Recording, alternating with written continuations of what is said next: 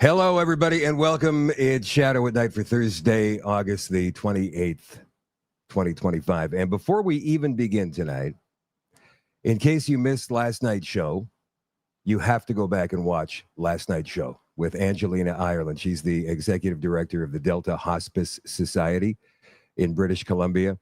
We talked extensively about the MAID program offered by the federal government since 2016, how many people they have killed since then. The official numbers tell us until the end of 2023, 60,000, but Angelina feels it's much higher than that. And there's a reason she's an expert on this subject. And to find that out, you have to go back and watch last night's show. It was absolutely amazing. I released a reel about it earlier today, just a 90-second highlight package, if you can call it that, about what we talked about last night. And when they start involving children, then it's time for all of us to get activated. And that's what tonight is about as well. It's about the kids. What happened in Minneapolis yesterday, what's been happening with this trans movement for the past 10 or so years, and how it's gotten to where it's gotten to. It is filled with, in my opinion, mentally ill people. People who are out of control. Somehow, through intersectionality, this ideology has merged with critical race theory, climate change, vaccines, safe and effective. All of that are merged together now in one big, huge wall of intersectionality. And you can't talk to these folks. We'll show you all about that in just a little bit. You know, Billboard Chris, our friend Billboard Chris. He's still going out to street corners in large cities all over the world, talking to people about all of this nonsense. Now, he put up a video a while back that I haven't gotten around to playing yet. And it's a good thing I haven't, because I'm going to play it tonight. It's going to be a good part of this segment tonight. The 3 stages of debating a trans activist. They'll never, ever admit that they're wrong. Even when they're all tied up in knots and you have managed to make them do the mental gymnastics that make them look absolutely ridiculous, they will still never admit that their position is completely and totally inhuman, illogical, and inhuman. So we're going to get to all of that in just a little bit. Also, Quebec has tabled or will be tabling a bill banning public prayer. And Danielle Smith is talking about the equalization formula again, which I find very, very interesting, because it sounds like she wants to get out of it, but to get out of it requires constitutional changes. How would you manage that? I don't think you can. So in this way, is she moving towards the idea that Alberta should become its own sovereign country? We'll find out a little bit later in the show. Hello, Susie, watching in Ontario. Dawson is watching tonight in Maple Ridge, British Columbia. Greg in Kingston. Tanya's watching in Plantagenet, Ontario. I hope I didn't butcher the name of your town, Tanya. Karen is watching in Grand Beach. Hello, Eddie in Stonewall. Lucette in Saint Jean Baptiste. Carol's watching in Central Alberta. Hello, Brian, watching from Camrose, still in Canada for now. Diane is watching in Regina. How are you? Hot day today. Is it Petronella on YouTube? Yeah, it was very informative show last night. Like I said, that woman is an expert on all of this after everything she and the hospice have been through these past few years. Nesta is watching tonight. Kathy's watching tonight from Fox Warren, Manitoba. Kevin is watching tonight from just north of the city. Wherever you're watching. Oh, let's go to Rumble real quick here. Goko, Gosford, Exy Dogs. Make that Esky Dogs. I can usually say that. Tammy O'Kid, Arnie 7, Stump Slayer, Susie Q, Nutsy, all you guys, welcome to the show. Thank you for being here. No matter what platform you're watching on, don't forget, get this out there. Like and share to as many people as you possibly can. I know that started sounding like a slogan a while back, but I do mean it. Because the number one way that we are going to make an impact is through communicating all of this information that the normies out there just don't see, because they sit down, they watch the CBC or CTV every night at 6 o'clock, and then they go to bed, and they believe what those talking heads on their TVs tell them to. And they need to hear all of the stuff they don't hear. It's very important. If you want to change minds, if you want to win hearts and change minds, you've got to get this information out there. We'll begin in 30 seconds.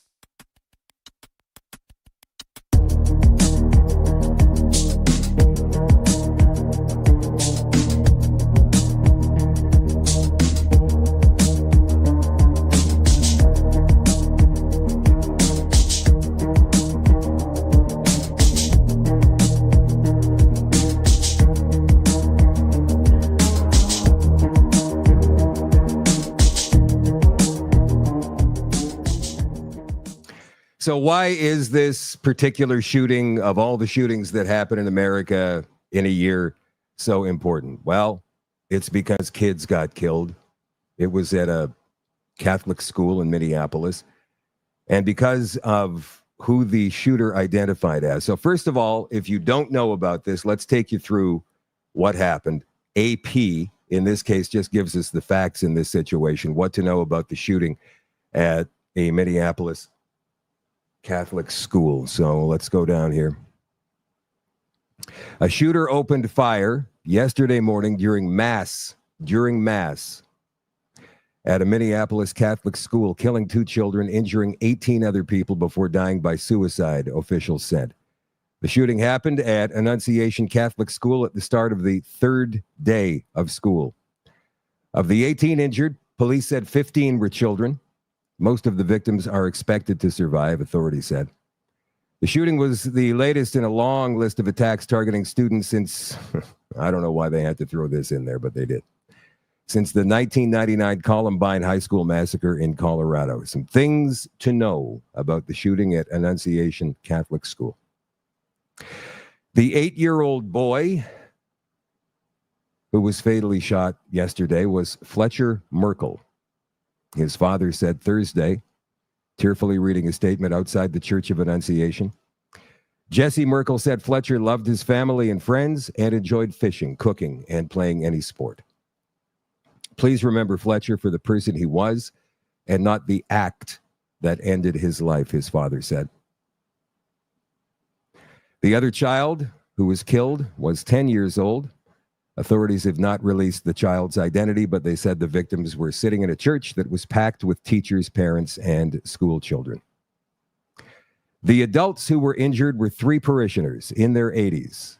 Officials estimate there were nearly 200 students inside the church at the time. What do we know about the shooter?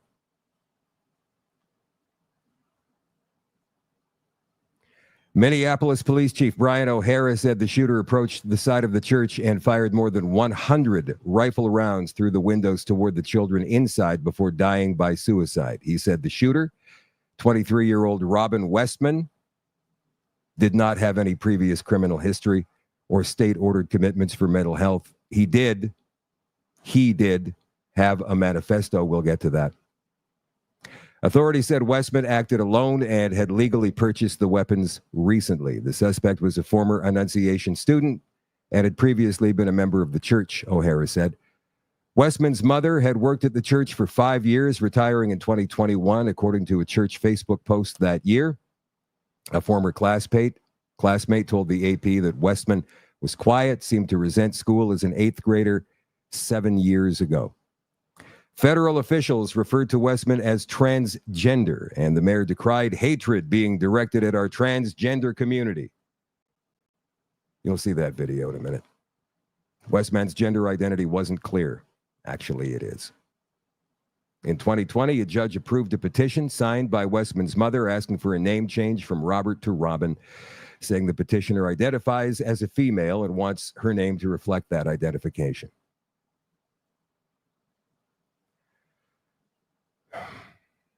What do we know about the motive? The alleged shooter released at least 2 videos on YouTube before the channel was taken down Wednesday.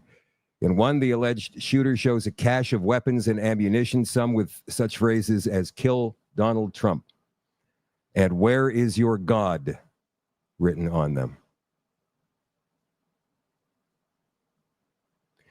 person holds up a letter to relatives, sings the word tomorrow, and says, "I'm sorry to my family. That's the only people I'm sorry to." A second video shows the alleged shooter pointing to two outside windows in what appears to be a drawing of the church and then stabbing it with a long knife. O'Hara said investigators have searched 3 residences connected to Westman and have gathered hundreds of pieces of evidence, though they're still not sure what motivated the attack. Hatred? Hatred of God? Hatred of that school? He went there. What motivated the attack? Come on. He said that Westman had a fascination with the plans of other mass shooters. That would be an interesting piece. Acting U.S. Attorney Joe Thompson said the shooter was obsessed with the idea of killing children and expressed hate toward almost every group. The only group the shooter did not hate was mass murderers and shooters. What do we know about the school? Goes from pre-K to 8th grade, 391 students enrolled for the 23-24 school year, according to the National Center for Education Statistics. It's in the city's Wyndham neighborhood, 5 miles south of downtown Minneapolis. The school's website says teachers focus on Christian values and civic mindedness. Principal Matt DeBoer said that during the shooting, adults protected the children, with older children protecting the younger ones. Apparently, in some cases, these kids were laying on top of younger kids, protecting them from the hail of bullets.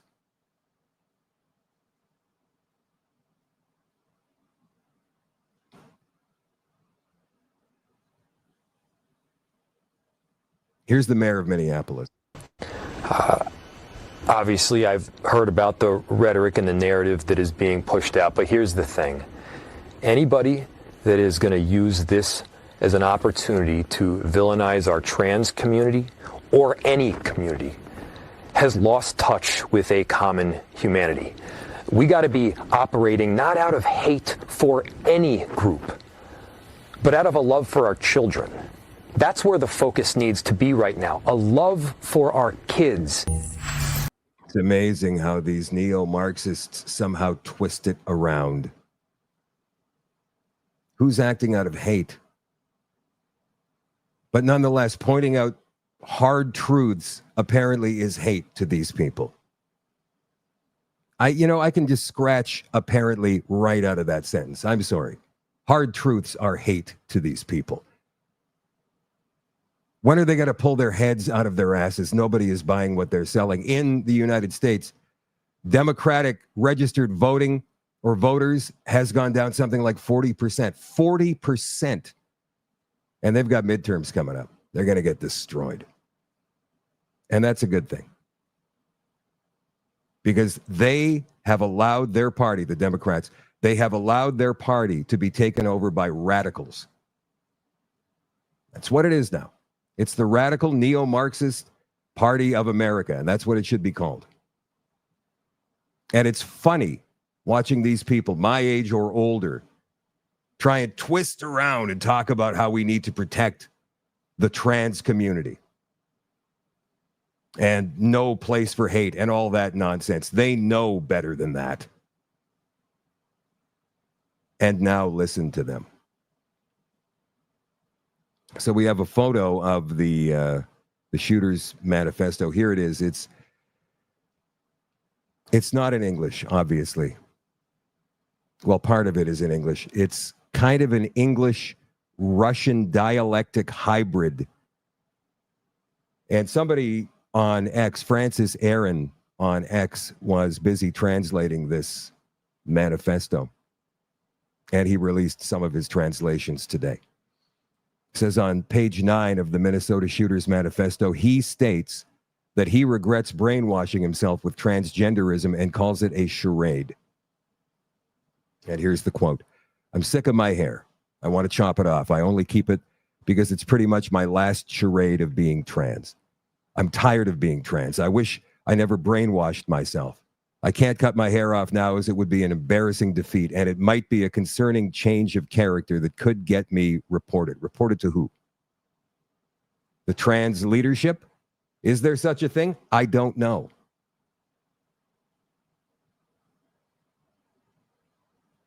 I told you earlier about the Billboard Chris video.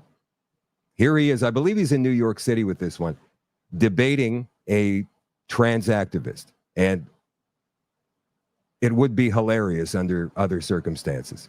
Surgeries on all the kids studies who we are have under into this. 18. You can't. Yes, No, they they're are. not. Yes, they are. No, they're not. There is no doctor What's in the basis for saying that? the law. There's no doctor in the United States who will give you who will do an irreversible surgery under the age of 18. That's just not true. Chloe Cole is across the street. She had her breast cut off at 15. Do you want to come talk to her? Mastectomy is that's Do you want to come talk to her? Was it for cancer or was No, it for gender. That's not true. Come talk to her. No. There's nothing you can do when people don't want to know the truth, right? I hope you guys know that in 50 years, when your grandkids are looking at these, they're going to be ashamed of you, just like the. Do you want to see a Boston grandkids- Children's Hospital video that I tweeted out I where they really talk about? don't. All right, so this is a video by Boston Children's Hospital. For top surgery, you are requested, but not required, to have been on gender-affirming hormones for at least a year. Many surgical centers require you to be 18 for top surgeries. We'll see people as young as age 15 if they've been affirmed in their gender for a long period of time and don't really. So what are your thoughts about that? That's fine to me. Well, you said it's not happening, so it is though, right? I was incorrect Okay, so we're gonna acknowledge that. Yeah, I was incorrect about that for sure. What else do you think you might be incorrect about? Well, I'm sure plenty of things. You were very confident about that 2 minutes ago. Yeah, and like any reasonable person, I can say. So when I now was do you wrong. believe that they cut off the breast of a 12-year-old at Kaiser Permanente? Or do I need to show you that video too? Were they affirming to their chosen gender for a long time, the way they said they have to be in that video? Well, they don't have to be. They request it. That's it, as long as they have been. No, in fact, you can get these letters of approval for surgery over the phone. There was a Pride Festival in Madison, Wisconsin a few weeks ago. Someone set up a tent with a sandwich board saying trans or non-binary, free letters of recommendation for surgery. You could just walk up to the tent, get your letter for surgery that you need. Do you think that's the level of safeguarding we need for a lot of these kids who are struggling with other mental health comorbidities? If they want to transition, then yeah. Okay, so a second ago it wasn't happening. Now you acknowledge that it is happening and it's totally fine if there's no safeguards. That's what we're up against. That young man wearing the mask, again, there's the intersectionality, is completely brainwashed. He is completely and totally at the mercy of whatever this agenda is. And he's a willing soldier, I'm sure, when it's time to go out and protest and throw bricks and set cars on fire. Not everybody, not all media is supporting this. And when I say this, I'm talking about that trans activist movement, that nonsense. It needs to stop. In my opinion, it's a mental illness. But you can't call it that as a doctor, because if you do, you can wind up getting your license revoked or suspended until you bend the knee. Gender affirming care is absolute. We heard that from Kelly Peary, who is a detransitioner. She was on the show about a year ago. She said, if a psychiatrist is talking to a kid, especially a kid, and says, have you ever thought that maybe you're not transgender? You can be reported and thrown up in front of an inquiry board. Right? Pretty amazing, isn't it? You can't actually get to the root issues with these kids. They won't allow it. You have to affirm or lose your license. And so what choice do these psychiatrists and psychologists have if they want to keep their practice going? It's outrageous. And of course, the left-wing corporate media goes right along with it. Now, there is media that's pushing back. Myself, pretty much all of the independents, we're not all for this. But for some reason, the Conservative Party of Canada will not bring it up as an issue. It's a guaranteed winner. Billboard Chris tells us that 99.9% of the people he speaks to on these street corners, and he only shows us the ones that oppose him on his videos, but 99.9% of the people that he speaks to, once they've actually had the chance to hear everything he has to say, which takes about 2 minutes, he's worked it down to a great elevator speech, maybe even less time than that, they agree with him. It is a political winner. Aside from all of the other stuff, it's a political winner. And yet, for some reason, the Conservative Party of Canada won't touch it. They regard it as a third rail issue, which is amazing to me. Because Mark Carney just put up that trans flag outside of his office right next to our Canadian flag just a couple of weeks ago. Still there. Here's a segment from GB News from not so long ago. And, it often comes into the conversation of protecting... Who sits there and goes, what if someone does this? When we talk about, like, the changing rooms debate is a perfect example of this. The conversation around... Why should I, as a female, be forced to get changed in front of a male? Because then this is, again, the conversation about where you view gender and somebody's right to self-autonomy. I've got no interest in how someone views their own gender. My question was, why should I, as a female, be forced to get undressed in front of a male? But if we're referring to a trans woman, then that is a woman. No. A trans woman is a biological male. So I'm asking you again, why should I, as a female, be forced to get undressed in front of a biological male? Right, but if somebody has a gender, answer for that example... question. Well, nobody's making you do that, Yes, Michelle. Yes, you do. There's cases going through the courts at the moment. I can think of one such case in the NHS where some nurses are taking action because they were forced to share a changing room with a gender-neutral changing room where there was what you call a trans woman, i.e. a biological male, using those facilities. So, yeah, it actually does happen. Right. So I ask you again, why should I, as a biological female, be forced to share and get undressed in front of a biological male? Look, I will say trans men are men, trans women are women. That is my opinion, and I think that we need to respect So we haven't answered it. So basically what you're saying is I, as a biological female, have to get changed in front of some fella because you say the label is... That transgender people are... Do you think that trans people exist? Like... I think that what you call a transgender woman absolutely exists. I don't think it's a figment of your imagination, but I think that they are categorically, biologically male. So therefore, they cannot and should not be able to access female-only spaces. Lots of women like me do not want to have to get dressed and all the rest of it in front of biological men. This is not a controversial view. We have single-sex spaces for a reason. We have an epidemic of male violence against women and girls. We've fought hard to get our single-sex spaces. We deserve those single-sex spaces. Those single-sex spaces are often responsible for keeping us safe. And many of us, and there's women that will disagree with me, and I respect that, but many of us do not want biological men in our spaces, our private single-sex spaces, and nor should we have to have them there just in order to satisfy other people's descriptions. Right, well, I suppose we're going to have to agree to disagree there, Michelle, but what but we always have to agree to disagree, but it's not you that then has to get changed in front of a man. Right, but you would, because you're in that man's changing room, but you get what I mean. It's not you that has to then get naked and get changed and get undressed in front of someone of the opposite biological sex against your will. It's always us women that have to suck it up. Okay, and a lot of us, by the way, are fed up of it.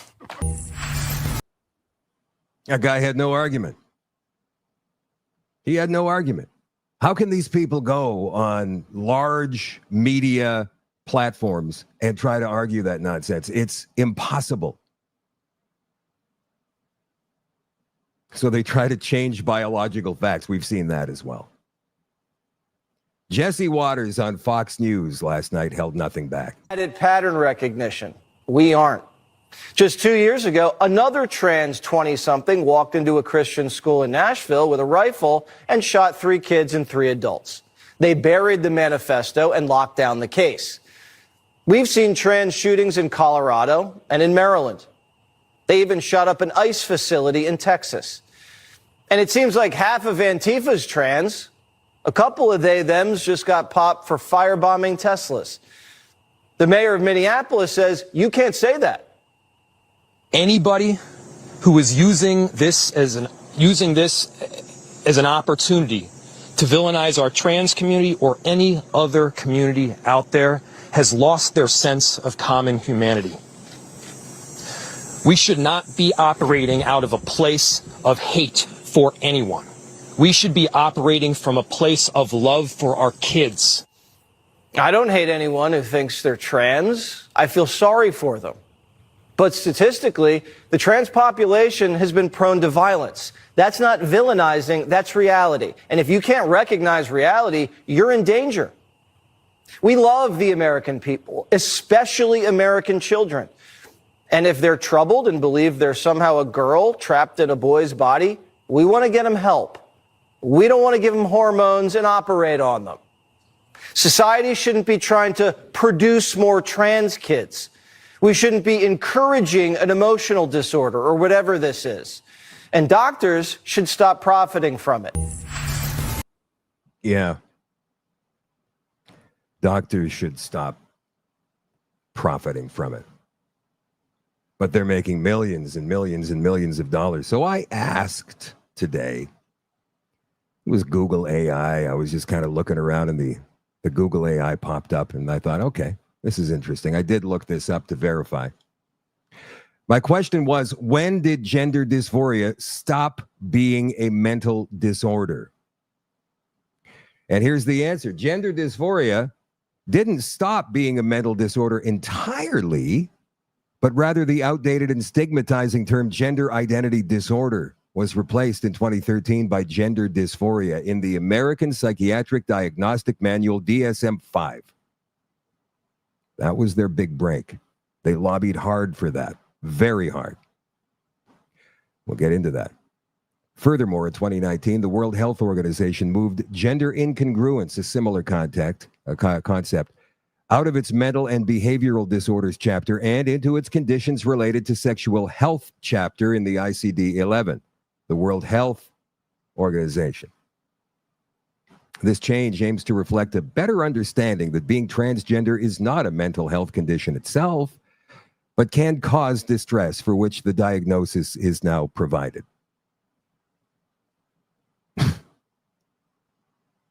In other words, we're not sick, so we can do whatever we want. That's what they were going for, and they got it. How did they get there? We'll get to that. The key dates and changes. 2013, the American Psychiatric Association replaced blah, blah, blah. 2019, the World Health Organization approved their ICD-11. 2022, the ICD-11 became effective. They say they wanted to reduce stigma, to improve healthcare access, to reflect medical understanding. So I asked another question. How much was spent to get the DSM-5 to change gender dysphoria? Well, they said there's no specific publicly reported cost or spending amount dedicated to changing the gender dysphoria diagnosis in the DSM-5. Instead, the change was a result of a formal review process by the American Psychiatric Association and occurred because the APA concluded the previous gender identity disorder diagnosis was outdated and not helpful. So let's just scroll down a little bit here. Professional and scientific consensus. The change reflects a shift in understanding and a scientific consensus that transgender identity is not a mental illness in itself. What do we know about the cost of influencing the DSM? Well, a study published in the BMJ found that 60% of DSM-5 task force and panel members received payments totaling over $14 million from industry, highlighting potential financial influences in the DSM development process.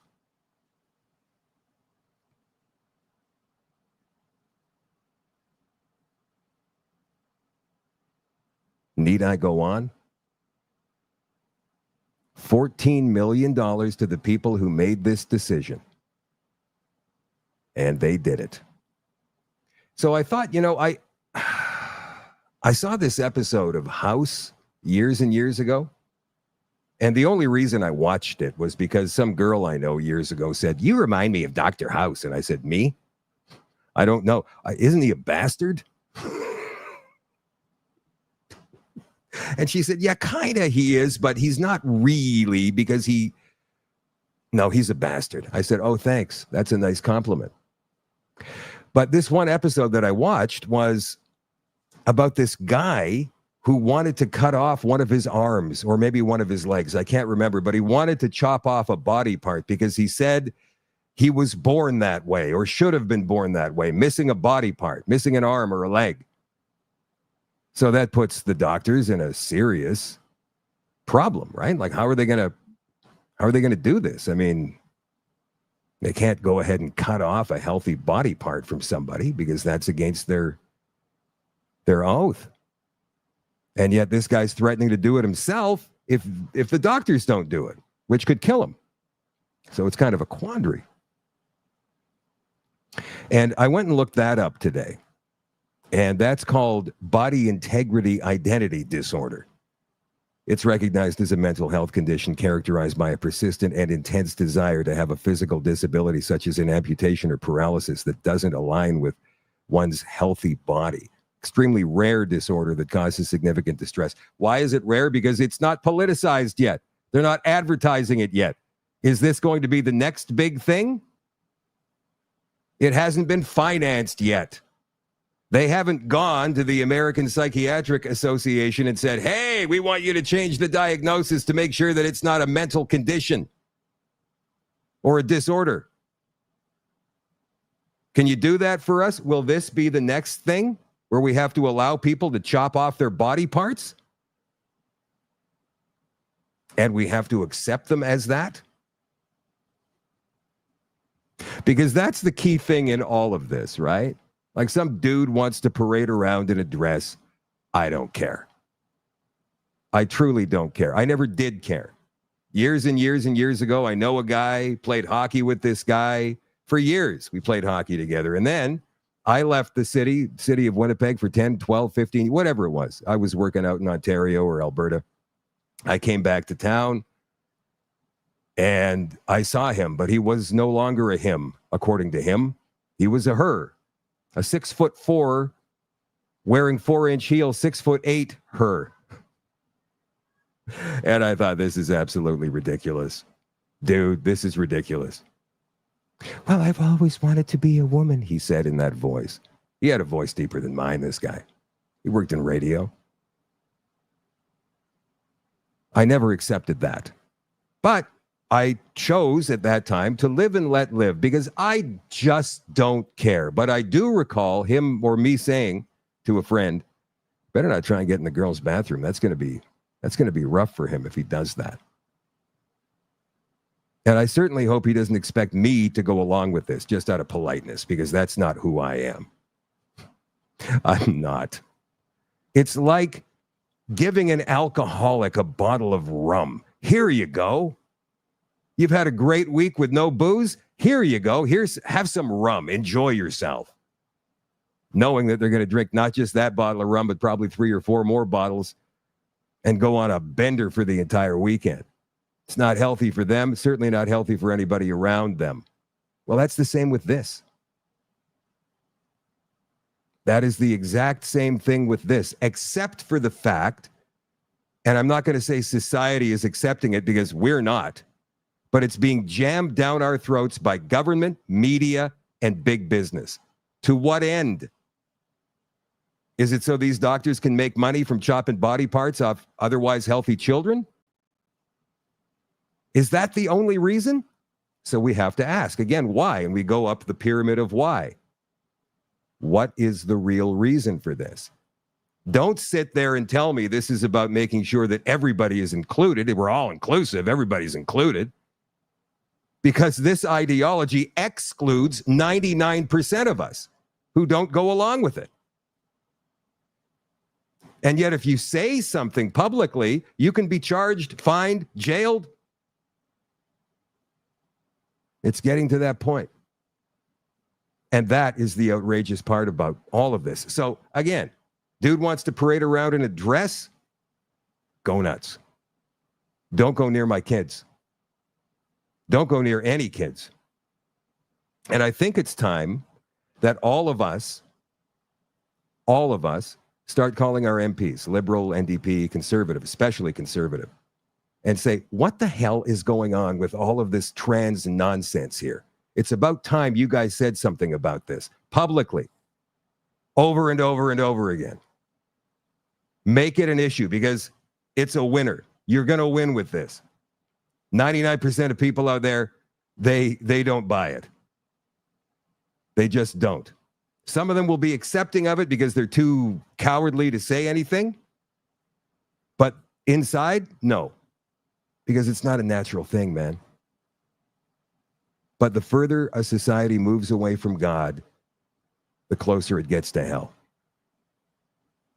And Our job is to communicate, to get it out there, to make sure that people understand exactly what the heck is going on.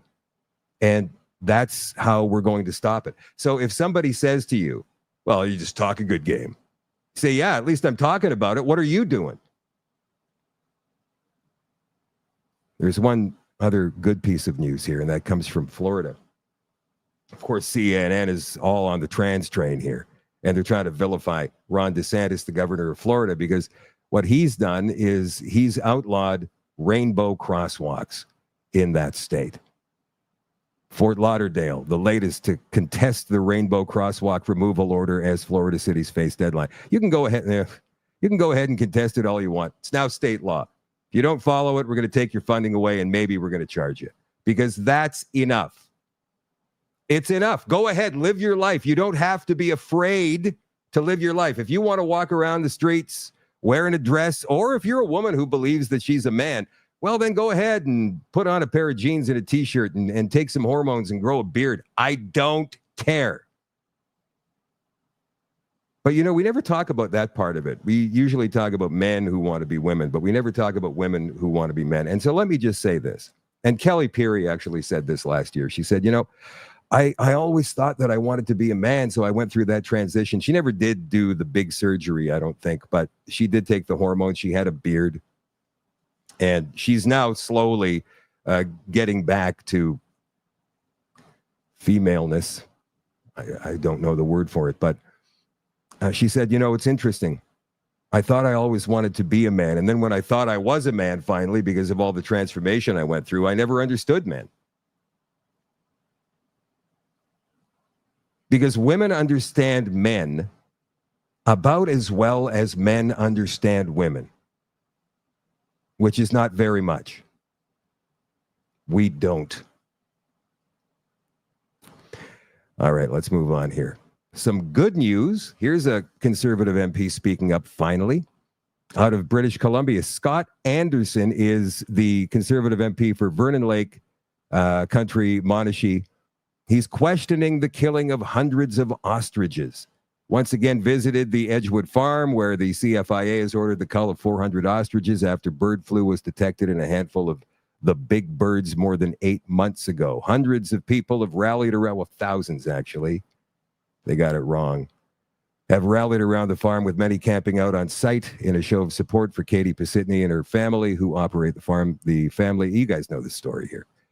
So we don't know what's next, to be honest. We do know that there is some talk in the United States about trying to negotiate with CFIA and the Canadian government. And I don't know. I mean, maybe if we cross our fingers, we can get the Trump administration to add this to the negotiation list with Mark Carney.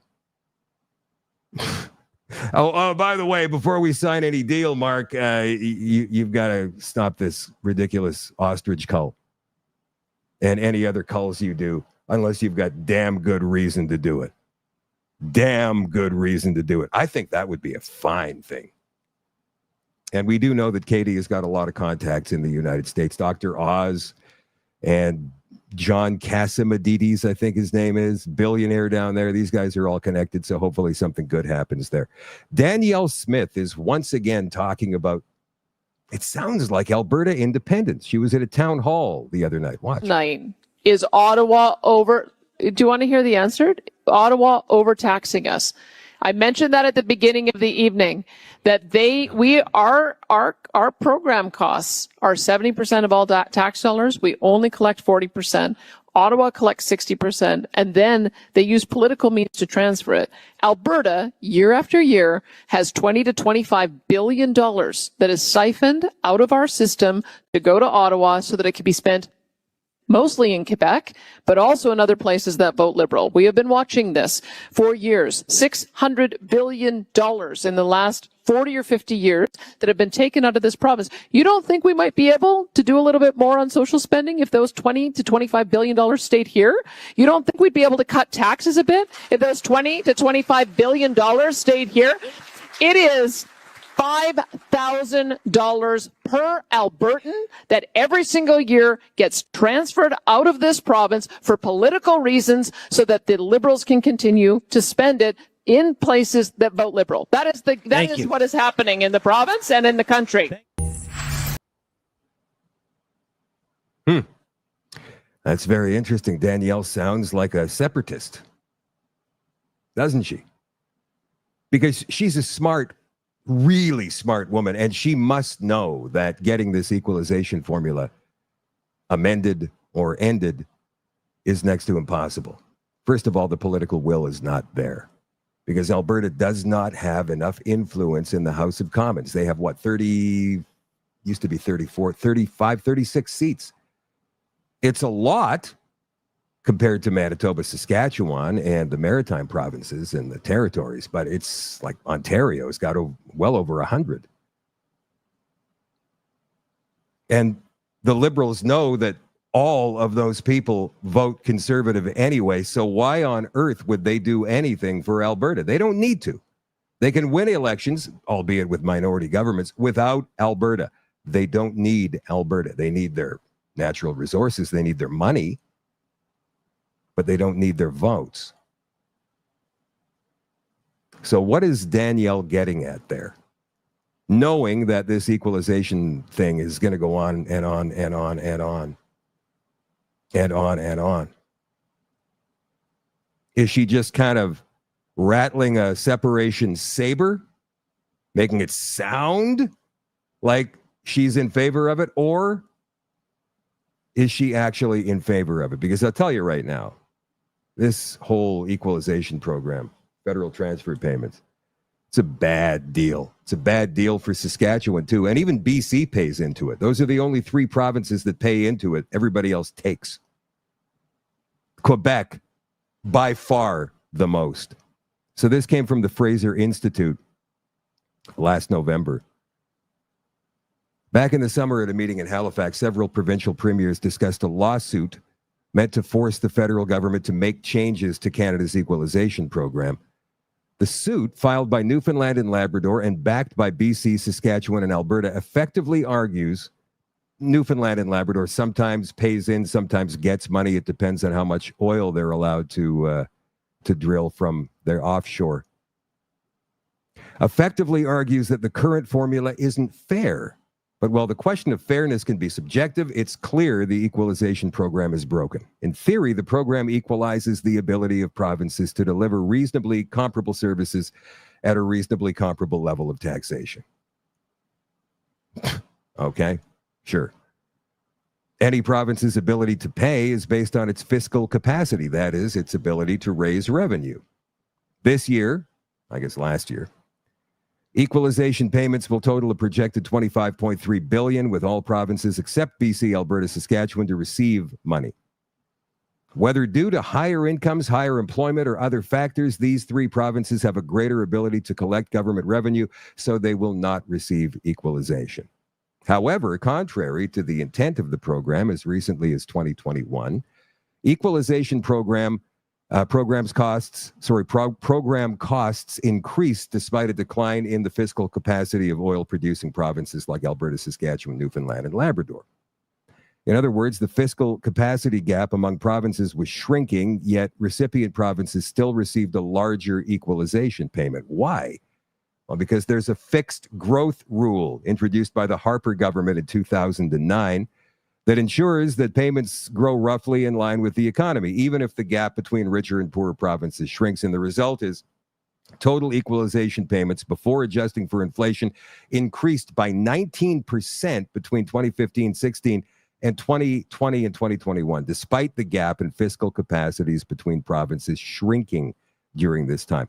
Bottom line is, you would have to open up the Constitution, kind of like they tried with the Meech Lake Accord and then the Charlottetown Accords, although this wasn't on the menu with that particular or those particular situations. You would have to open up the Constitution and amend it. How many provinces? And you also have to have, I think it's 7 in 10 provinces agree to this, and a referendum with 50% of Canadians voting in favor of changing the equalization. So think about that. when you've got only 3 provinces paying into equalization and 7 provinces taking from it, do you honestly think they're ever going to get that done? Never. Never in a million years. Danielle Smith knows this. The only way out for Alberta is to get out. That's it. So, you know, the more we think about this, the more we go, wow, wouldn't it be great to live in an independent Alberta where we're not paying 20 or 30 or 40 billion dollars to the federal government every single year? We get to keep all that money. Yeah, but then you're getting health transfer. Yeah, a fraction of what we're paying in. So if we got to keep all that money, we don't need the federal government for anything, really. I mean, they could have their own police force, Alberta. They can have their own pension plan. Could have their own currency eventually. The only thing they don't have is an ocean shore. But that's fine. There's other landlocked countries in the world that export goods to different countries overseas. You make deals. So you make a deal with BC maybe, or Manitoba, developing a port way up north on Hudson Bay. You say, hey, look, you know what? You guys get a certain amount of the royalties for the pipelines, letting us have pipelines through here. And yeah, we'll make it worth your while for sure. Wheeling and dealing. And then you've got a completely and totally independent state who are still friends with Canada, at least hopefully, but completely autonomous. What would be so terrible about that?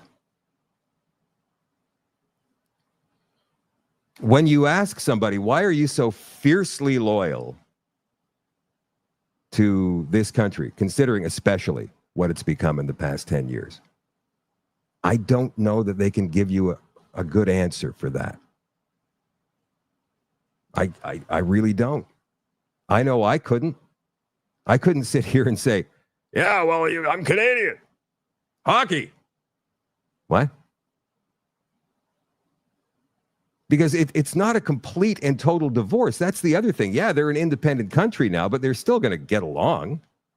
We're still there. It's not like we're taking Alberta out of the mix like it's a puzzle and putting it over in Europe or something, or in the middle of the Pacific. It's funny. It's what I used to think when I was a kid and my dad would talk about Quebec separation, shaking his fist in the air. I'm maybe 8 or 9 years old, and I'd say, you mean they're going to separate like right off the country? Like there's going to be guys with pickaxes cutting them off so they go float in the ocean? He never answered me. Come on, I'm 8. Speaking of Quebec, they plan to table a bill that's going to ban prayer in public. Yeah, this news came out today. I found this to be very, very, very interesting. The Quebec government says they don't want any more praying in public. Now, this obviously is in response to all of those Muslim gatherings, very large Muslim gatherings that have shut down in important areas of downtown Montreal. But there's so many other ways they could deal with this. But instead, they've decided they want to ban praying in public. And this is going to go for anybody. Anybody who's praying. Kind of like in Britain, when somebody's praying in front of an abortion clinic, but they're not even saying anything. They're just kind of praying. They've got their head down, their hands in front of them, folded, and they're quietly just standing there. Cop comes over and says, excuse me, but are you praying then? Yeah, so? What's wrong with that? Well, you come with me. Now, I know that's an extreme case, but I have seen video of that, believe it or not. So if you're praying, if you're doing the Lord's Prayer in public, just walking down the street, not that I know anybody who does that, but let's just say you wanted to, they could arrest you for that. That's what they want to ban public prayer. It's going to be sweeping all religions involved. Secularism minister Jean-Francois Roberge said in a statement today that the proliferation of street prayer is a serious and sensitive issue. The Premier of Quebec has given me the mandate to strengthen secularism, and I am determined to fulfill this mandate diligently. This fall, we'll therefore introduce a bill to strengthen secularism in Quebec, in particular by banning street prayers. His statement follows months of efforts by the Coalition Avenir Quebec government to reinforce secularism in the province, which includes adopting a law that requires immigrants to embrace the common culture of the province. Here. I think that's a great idea. And tabling a bill to expand the province's religious symbols law to include school support staff. So we'll see where that goes. But again, with provincial law, if you've got a majority government, that's pretty much a fait accompli. What else we got here for you guys?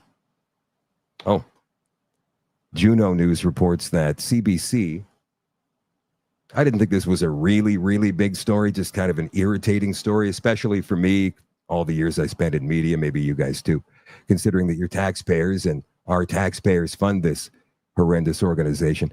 The CBC hires temporary foreign workers for media, business, and tech jobs. Came straight from Juno News, Candace Malcolm there. In an exclusive breaking news story, Candace reports that Canada's state broadcaster has hired at least 20 temporary foreign workers to work in journalism, business, and tech jobs in Ontario. CBC has used labor market impact assessments to claim they can't find Canadian workers to fill these positions. What?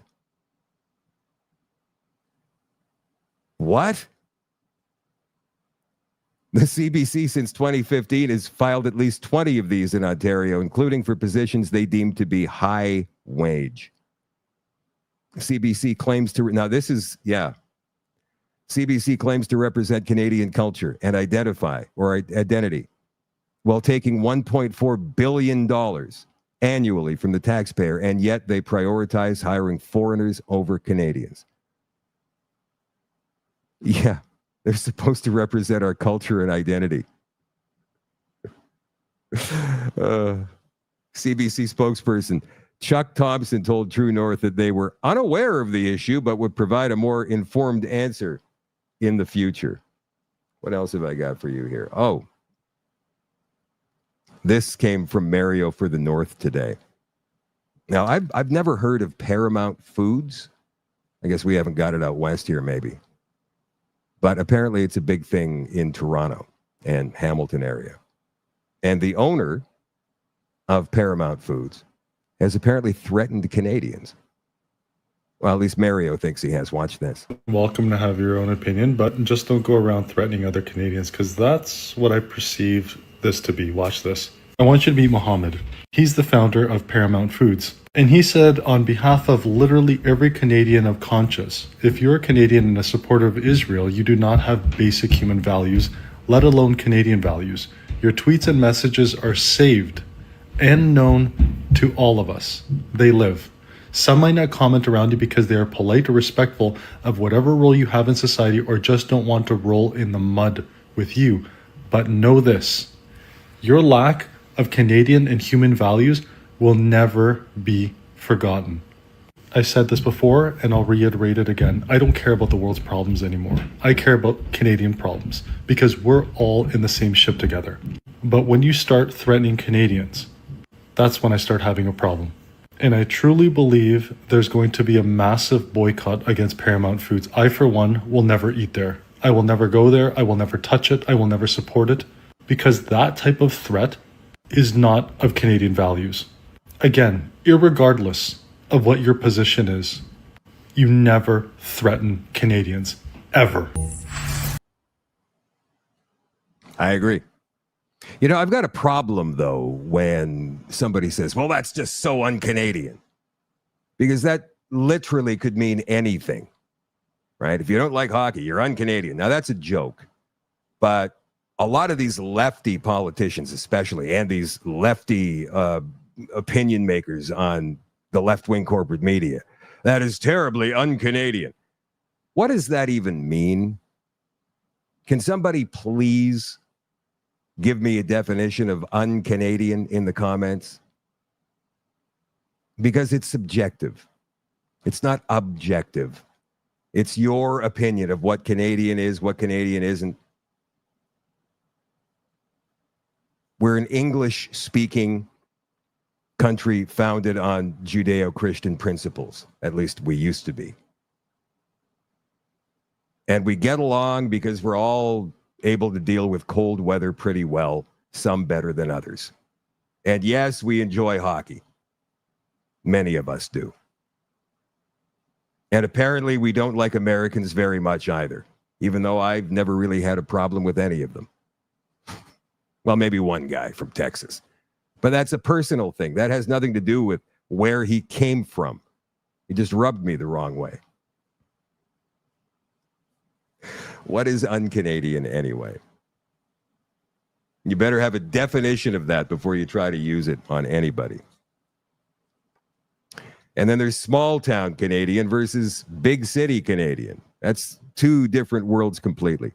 Ran across this today on X, and I thought, oh, here we go again with the AI. And I like this account, Wide Awake Media.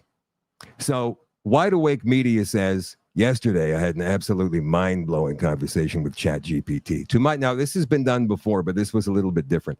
To my amazement, it exposed in unnervingly precise detail the technocratic agenda to enslave humanity, how all the different pieces fit together, and why it's essential that we put a stop to it. And then it goes on with a big thread.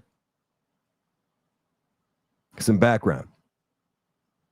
A few days ago, I came across a video depicting a conversation with ChatGPT in which the AI chatbot appeared to expose the true motives behind the rollout of artificial intelligence, transhumanism, and related agendas.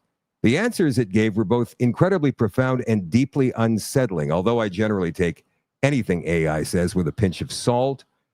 The sheer level of detail and the disturbing plausibility of the picture it painted inspired me to initiate a conversation of my own with ChatGPT, driven only by curiosity to see where it might lead. Now, I had a very fascinating conversation with Grok myself today about all of this stuff. And while it didn't reveal too much, not anything worthy of me putting on the show, it did say a few things that surprised me. So if you say to an AI, I believe there's a secret cabal trying to take over the world, it may actually call you a conspiracy theorist. And then you can talk with it and you can actually ask it. So, okay, let's just say there's no proof that any one particular group of technocrats or elites are trying to take over the world. If you were trying to take over the world, how would you do it? If you were trying to enslave humanity, how would you do it? And then the AI starts to answer you. And guess what it says? Pretty much everything that is going on right now. It's quite fascinating, really. If you want to check this out, this Wide Awake Media's experiment with it, just go to X, make yourself an account if you haven't got one. Follow me at Shadow Davis, and then go ahead and follow Wide Awake Media and read the rest of that thread. It is incredibly fascinating.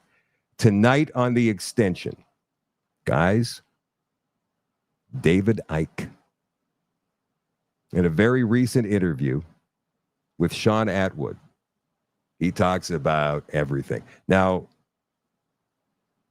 we've listened to a lot of people, Dr. David Martin, tons and tons of people about what they know, what they think they know, about what's going to happen next, all of that stuff. David Icke has been talking about this stuff since the 90s. And only in the last 5 or so years has he become this kind of icon. As a matter of fact, I think his website is called Iconic. Iconic. I think it is. Or maybe that's his podcast's name. So I listened and watched this fascinating 2-hour conversation. And it's not really a conversation, it's just Icke talking, mostly. And he goes over everything from Donald Trump to climate change to who's really running the show. And so we're going to run that in 2 parts.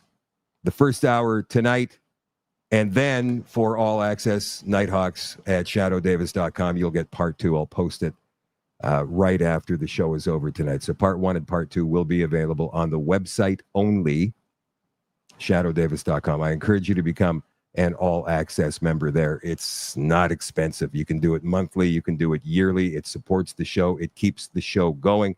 And I thank you in advance. If you don't want to do that, you don't want to be a member of anything, first of all, you don't really have to be a member. You don't have to participate actively. You can. I'd love you to. Join the group as well, the Shadow at Night community on Telegram. That's what it's called, the Shadow at Night community. Just go there and join it, and everybody will warmly welcome you. But you don't have to if you don't want to. And if you do, great. But you can also donate to the show through e-transfers. shadowdavis@gmail.com, SHADOE, just like it says down there. Shadow Davis, SHADOEDAVIS@gmail.com. I would greatly appreciate anything you can afford. Doesn't have to be huge. But we are here, and instead of giving your money to the big cable companies and the big chains, people that hate you, why not start thinking about supporting the people who have been supporting you for years now? Shows like this one. Thank you very much for your time tonight. I'm taking a 4-day weekend. So we're off tomorrow, and on Monday, on Labor Day, we're not on. Monday, Tuesday, make that Saturday, Sunday, we're not on. So 4 days. Next week, we're going back to Friday. So it won't be a full 5-day week next week because of Monday. But then after that, we're back to Monday to Friday at 8 o'clock Central. I love you all, and I appreciate you all. And I will talk to you in a few days. Have a great long weekend. Last long weekend of summer. And for the rest of you guys, you all Access Nighthawks, I'll see you on the website and in Telegram in 2 minutes. We'll be right back.